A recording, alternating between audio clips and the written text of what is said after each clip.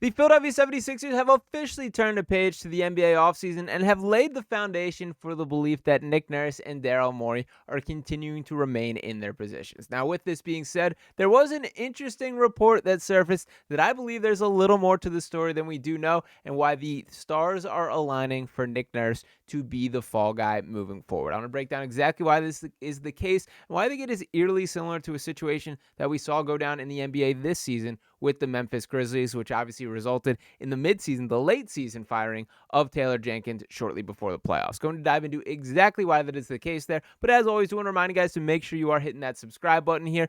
At this point in time, only 39% of you guys watching these videos have subscribed to us here at Sixers Digest just yet.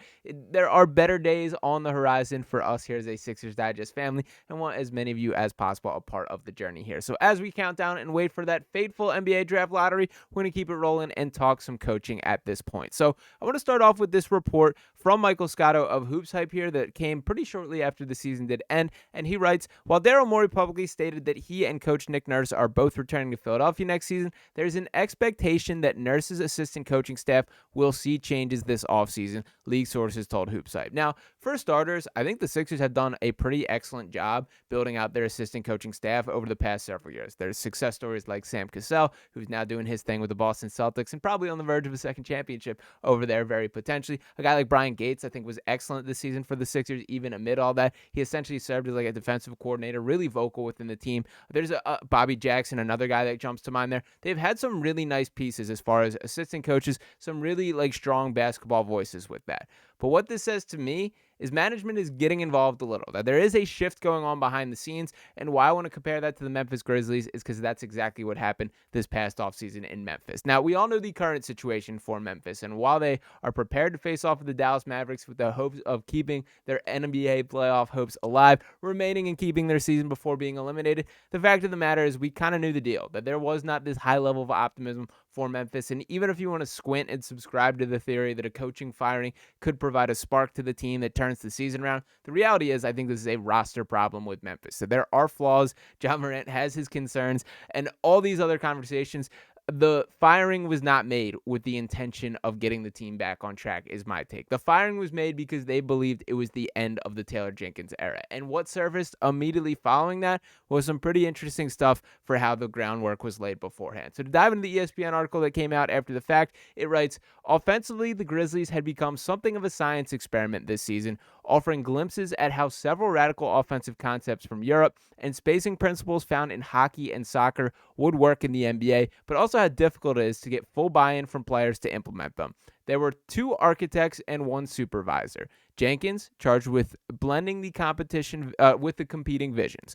One was Thomas Isalo, a Finnish coach who had a meteoric rise to Europe by implementing innovative offensive concepts around pick-and-roll schemes, pacing, and offensive rebounding. Another was a player development specialist, Noah LaRoche, whom the Grizzlies had lured from a consulting role with the San Antonio Spurs and charged with teaching an offense that prioritized spacing and largely did away with pick-and-rolls and dribble handoffs. It continues on to write, Jenkins, the fifth longest tenured NBA coach, had never met either of the assistants before interviewing them, one source said. Still, the Grizzlies paid a seven-figure buyout to Paris basketball, which Izala coached to the Euro Cup championship last season. Memphis also gave Izala and LaRoche seven-figure salaries. That's especially lucrative for a second-row assistant such as LaRoche, but it's also extraordinarily unusual for a second-row assistant coach to have his fingerprints all over the revamping of a team's offensive system. In fact, Memphis hired LaRoche first in May 2024 with the intention of building the staff of assistants around him, one source said. The club wouldn't bring in Izala until nearly 2 months later. To make room for these new voices, Kleiman insisted Jenkins replace 5 of the assistant coaches who'd been with him throughout this time in Memphis. Brad Jones, Blake Ahern, Scooney Penn, Vitaly Popapenko, and Sonia Raman. Jenkins went along with the request in an effort to be a good partner, said league source, who added, quote, Taylor shouldn't have allowed for that to happen. So what happened in Memphis, essentially, and we kind of all saw the disastrous outcomes as far as the on-court product this year, is they brought in the guys to design the offense and just had Taylor Jenkins sort of be the face. I don't know if that's exactly what's going to go on in Philadelphia, and we got to see what these specific names are, what these assistant coaching shakeups are, who are these type of guys, but that's certainly something that I feel could potentially be on the table. Now, with that being said, I do kind of think Nick Nurse left plenty to be desired from the actual schematic standpoint. Now, I'm not going to judge him in the second half of the season when things were fully off the rails, but even when this team was at full strength, or at least close to it, when we did see these lineups with Paul George, with Tyrese Maxey, with some semblance of a competent NBA team, there's still stuff that I was unsatisfied with, that I did not think there was enough creativity. I did not think there was enough motions. I did not think there was enough focus on creating good looks for your star players. Now, one example of this at the forefront is Tyrese Maxey here.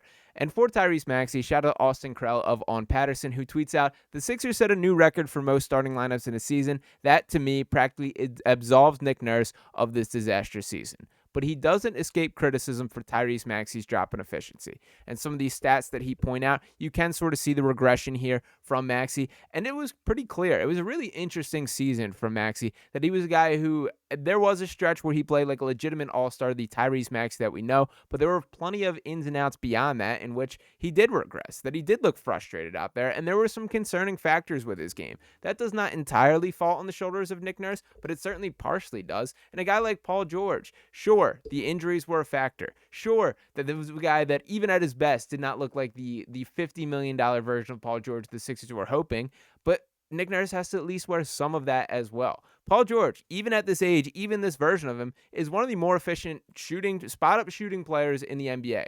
There were very few spot-up opportunities that were created for him, that there wasn't this drive and kick to Paul George. It was basically give it to Paul George and go take guys off the ISO. This offense was way too isolation centric. And again, I get in the larger scale, particularly in the second half of the season, it is tough to nitpick because there were all these new faces, injuries took over. But to me, the takeaway cannot be just we got to get our guys back and everything will fall into place. And that does seem to be the spin that they are running with. That Daryl Morey in his opening press conference says, quote, you need to have your top horses available in this league. Says the Sixers had 134 games missed by their all-stars, by far the most in the league. While this is true, that injuries are the number one reason why the Sixers season got off the rails, it can't be the only reason that this organization acknowledges. If that means putting someone behind Nick Nurse to design a whole different offense, maybe that is the route. But if that is the case, I kind of think you should just fire Nick Nurse. Let's get a new guy in here if that is what you believe. Now, I'm not there either. I kind of have mixed feelings about the Nick Nurse thing. I've been underwhelmed his entire tenure in Philadelphia, to be perfectly honest, that there hasn't been this mad scientist approach that I was kind of anticipating or hoping for. He still shows a little bit of leniency or unwillingness to play some of the young players a la Doc Rivers, which is incredibly frustrating to me. And it does feel like he does trust the veterans a little bit too much for my liking. Kyle Lowry, we're still going to see out there next year if they end up giving him another contract, regardless of how well Jared McCain or these younger guards do play. There are frustrating things about Nick Nurse, but again, it is not his full fault for this season. But that is something I'm going to have a very close eye on for these coming months. If they start bringing in some reputable names, like if there's like a Mike D'Antoni hiring as an assistant coach here behind Nick Nurse, all of a sudden my ears are all the way perked up and the writing will be on the wall for that situation. I don't hope that is the case because in general, I would rather just have a guy have the complete keys to how a team, how an offense should look. If you don't think that is Nick Nurse, then just fire him and find the guy that you do. But if you still think it's Nick Nurse, which is what the organization is expressing to this point, then allow him to continue painting the picture of this team the way that he sees fit. We will see what ultimately comes of it from there, but that certainly is a report that has my eyebrows raised and has my attention. We'll see what the shakeup is in the assistant coaching staff. Will be interesting to see which of these members are ultimately shown the door, which guys are shown and brought into this organization, and if it is some notable names, I do think that is a storyline to keep an eye on moving forward. So do feel bad for Taylor Jenkins out there in Memphis still. My ultimate takeaway on him is I think, if anything, he overachieved based on the roster that he had and the factors with the lack of availability from John Morant, some of the other stuff that he did deal with. And, I don't know. I think they did him a disservice on the way that things went down there in Memphis. I do hope Philadelphia is not heading down the same path with Nick Nurse, because even if he's not the guy, if he is not capable of getting the most out of the Sixers team, we should be able to completely come to that conclusion. It should not be this, interior fighting or internal fighting where guys are seeing things different ways. Allow Nick Nurse to be the full head coach of this team if that is the guy that you trust. And I get the point in arguing that he's not, but if that is the case, then show him the door, move on, get the guy. let the head coach be the head coach is my ultimate message here, and we will see if the Sixers end up taking that advice. Let me know what you guys think about that in the comments, and as always, one more time, do want to remind you guys to hit that subscribe button.